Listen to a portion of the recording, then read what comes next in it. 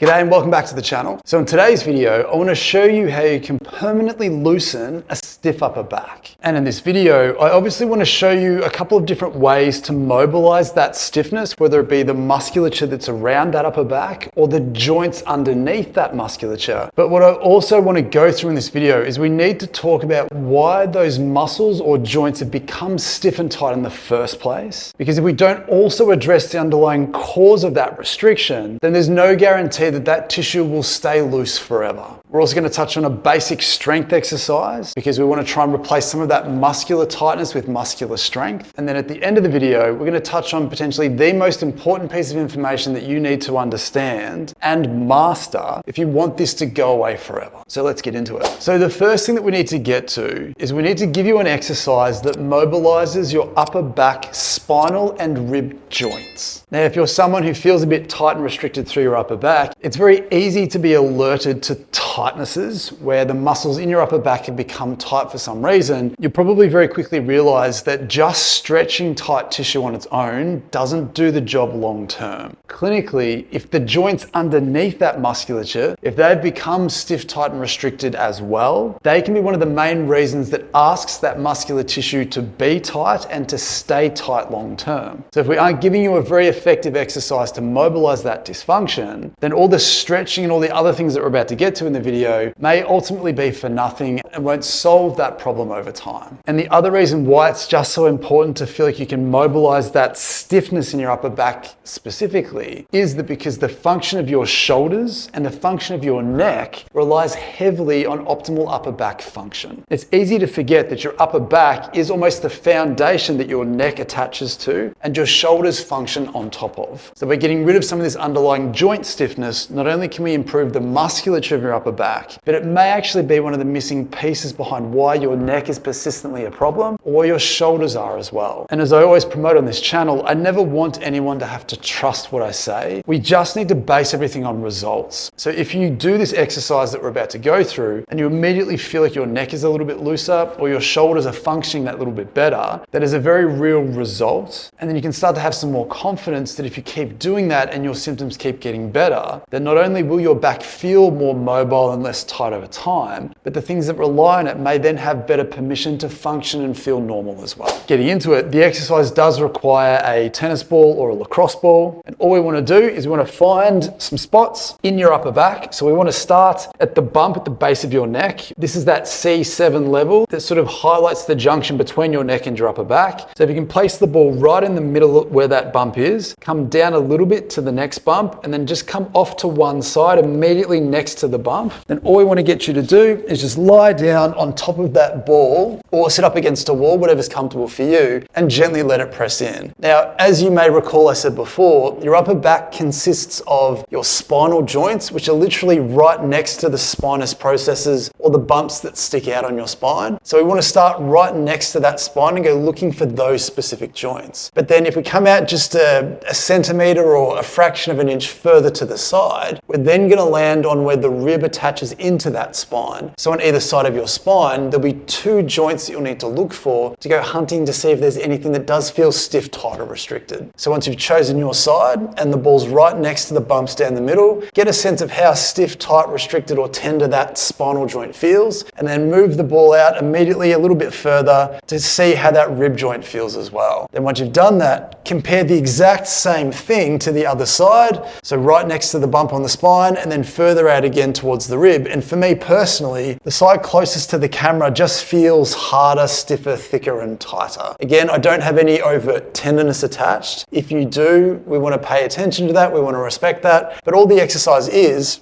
finding a joint that feels a bit restricted. You're welcome to bridge up to put more pressure through that joint if it feels tolerable. If not, keep your bum on the ground. And instead of just lying here and letting the ball press in, what we can do is we can use your shoulder movement to shear this tissue free. So for me, I can come up to this point here before I run into some stiffness. But then what you should find is as I start to oscillate in and out of that end range, you should start to see more and more of the side of my face as my arm gets closer and closer to the floor. So ideally, normal range of motion dictates that you should be able to have your arm dead straight, but also get your arm to touch the surface that you're up against. And for me, I'm just about to get there, so I can tell that this particular joint is freeing up a little bit. Once I've had enough of that, I can move move it out a little bit wider, hit that rib joint and apply the same thing. So for me, this feels a little bit restricted here, but again, as I start to mobilize and oscillate in and out of that end range, it's getting closer and closer to the floor. So what I need you to do is systematically work your way down, sort of segment by segment, comparing the spinal joint to the rib joint, using movement to shear that tissue free,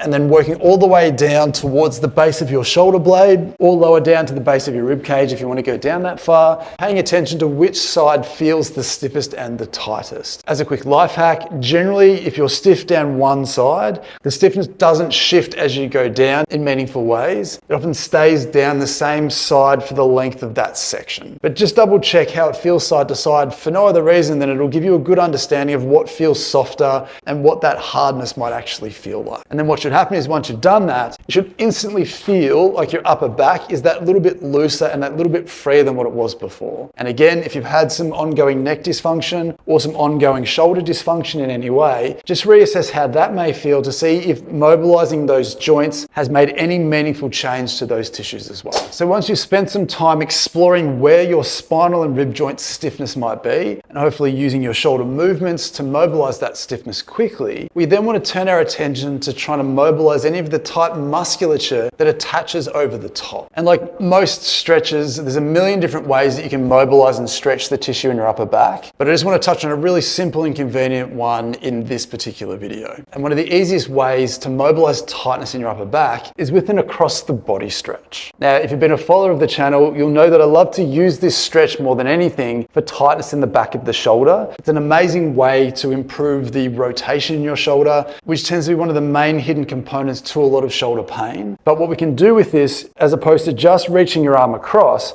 we can also try and pull your shoulder blade off the top of your back as well. And if you can move your arm up and down, you'll very quickly find that you can access some of the tightness on the inside of that shoulder blade. Now, traditionally what we would get you to do is once you've found some tightness in that upper back, and you've also sort of rounded and straightened up to see if you can add anything extra to that particular stretch. Once you've found the best version of that tightness, we don't want you to just camp out here for 30 seconds and hope that it frees up. It's definitely what we've promoted for decades, but it doesn't work, or at least it doesn't work as well as we want it to, or hope or promote that it does. Instead, once you've found the version of the stretch that feels the most meaningful to you, we need to tense all the musculature that you are trying to stretch. The idea being is that when you tense up something that feels tight, it creates a reflex in your brain that when you stop tensing it, that tissue will give a little bit, which means you might then be able to go a little bit further into the stretch than you could before repeating that same process. And if you can keep repeating that where you tense up that tightness for 5 to 10 seconds, relax, take up that extra slack and keep chasing that until you either get sick of it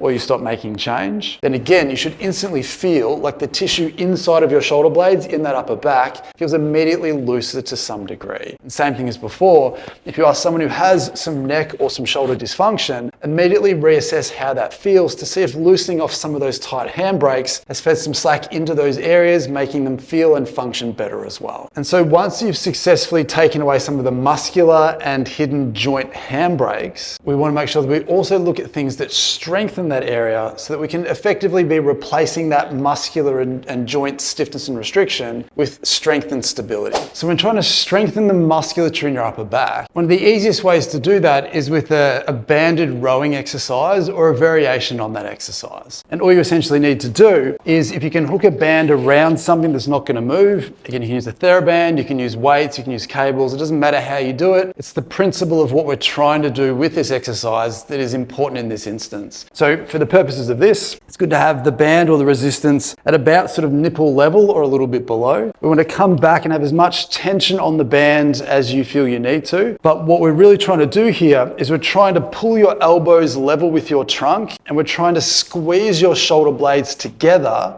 fatiguing that tissue over time. Now, depending on how stiff your upper back and your shoulders feel, ideally you should be able to pull your shoulders back and then bring your hands towards your trunk. But if you are a little bit stiff, getting to that point may force you to dump your shoulders forwards to complete the task. So just to start with, if you think of just bringing your elbows level with your trunk, it'll stop the ability for your shoulder to want to tilt, and it'll give you better access in terms of squeezing those shoulder blades together. Now, like most strength exercises, we need to do enough of these that you feel like it fatigues the tissue in between your shoulder blades. If you don't feel that fatigue, then either you haven't done enough or that the resistance is too easy for you. We want enough resistance that you feel at about that 10 to 12 rep mark.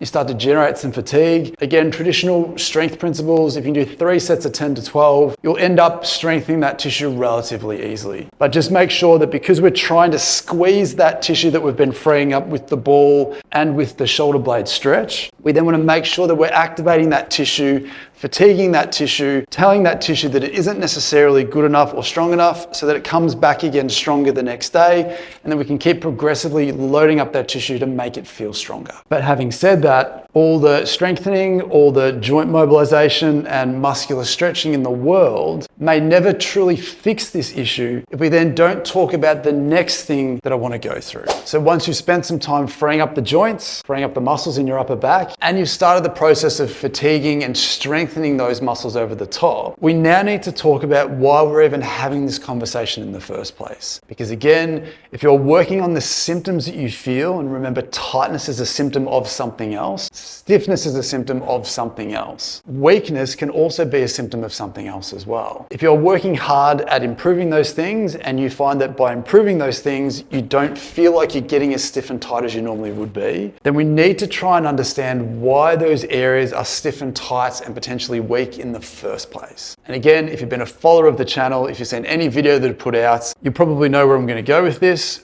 but clinically as a physiotherapist, the single biggest reason why something becomes stiff and tight is often just a reflection of the shapes and the positions and the postures that you put that tissue into the most often throughout the day. We need you to pay attention to the stationary shapes that you might be getting into the most. Again, that can be being at a computer or a laptop, relaxing using a phone, sitting back into a couch, watching TV. It can be reading a book, it can be playing an instrument. It can be someone who spends their day at work standing, but also reaching forwards a lot at the same time, dragging those shoulder blades away, tensioning up all that tissue, the muscular tissue, the joints underneath, and unknowingly asking them to stiffen and tighten to support or handle that change in load over a period of time. But ultimately, regardless of what you come to the conclusion of that you might be sort of doing with your upper back, whether you're slouching through your trunk or slouching through your shoulders or just being out of that shape for long periods of time, we need to find ways to try and bring you back into a better anatomical position and keeping you there for longer. And what's interesting is that freeing up the tissue in your back may then take away one of the roadblocks that might stop you from feeling comfortable getting back. Strengthening up your tissue will allow you to be in this position for longer, but nothing beats doing the thing that you want to get better at. Because if you are sitting at your desk with your shoulders back, that takes muscular effort, and the longer you do that for, the more often you do that, the more likely that tissue is to accommodate to what you're asking it to do. So again, all the muscular strengthening, all the mobilizing that you may do to make you feel better may genuinely